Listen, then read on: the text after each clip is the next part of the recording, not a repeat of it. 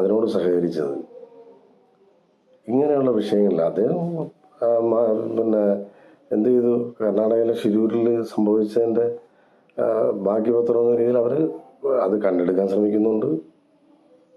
ജീവനോടെ എല്ലാം എല്ലാവർക്കും അറിയാം. പിന്നെ അതിനകത്ത് ഈ ചത്ത ശവത്തിലിട്ട് കുത്തേണ്ട ആവശ്യമുണ്ട്? ഒരു പോരായ്മയല്ലേ നമുക്ക്? മാധ്യമങ്ങളെ പഴിയായിരുന്നതല്ല, ഇത് കണ്ടുകൊണ്ടിരിക്കുന്ന സാധാരണക്കാരൊക്കെ ഇല്ലേ, അവരെ കൂടെ മണ്ടന്മാരാക്കുന്ന ഒരു രീതി. അതുകൊണ്ടങ്ങ് പറഞ്ഞു പോകുന്നതാണ്. എന്തായാലും ശരി, കുറച്ച് ദിവസം ബോഡി കിട്ടും. പറഞ്ഞു വരുന്നത് എങ്ങനെയാണെന്നറിയാമോ?